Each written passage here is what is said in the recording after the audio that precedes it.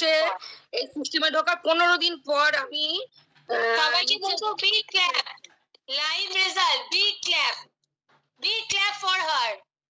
সবথেকে বড় কথা এই সিস্টেম এই যে আমি নিচে বসে 15 দিন পরে, এই যে ওঠাটা 15 দিন পর আমি সিস্টেমে ঢোকার পরে উঠেছি। কিন্তু আমি বিগত 2 বছর 3 বছর আমি নিচে বসে উঠতে পারতাম না। তো এবার আমি কিছু নিজেই বলি, একটা ছোট মানে ঘটনা শেয়ার করি। আমার বাড়িতে একদিন কেউ ছিল না, আমি আমার পায়ের লিগামেন্ট যে ছিঁড়ে গেছে সেটা আমি ভুলে গেছিলাম। তো আমি নিচে টুলে বসে পুজো দিই ঠাকুর ঘরে। তারপরে আমি টুল থেকেও মানে কেউ নেই, যেহেতু আমি একা উঠতে পারছি না, আমাকে ধরেও তুলতে হতো।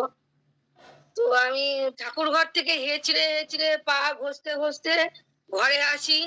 ঘর থেকে কোনো রকম আর কি মানে ওখানে বসে অনেকক্ষণ কেঁদেছি যে ভগবান আমাকে তুমি তুলে নাও, কারণ এই জীবন আর মানে রাখা যাচ্ছে না।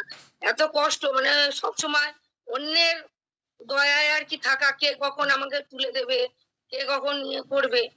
তো এইভাবে আমার জীবনটা চলতো, সবসময় অন্যের উপরে নির্ভর করে, নিজে কোনো কিছু সেভাবে করতে পারতাম না।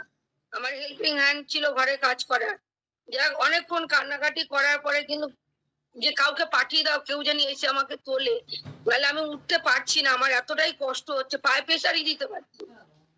তারপরে বিছানায় কোন রকম উঠে হামাগুড়ি দিয়ে মানে নিজের শরীরটাকে আর কি বিছানায় ঠেলে ঠেলে ফেলে তারপর বিছানায় উঠে শুই। তারপর অনেকক্ষণ পর স্টেবল হওয়ার পর নিজের পায়ে আবার দাঁড়াই। তো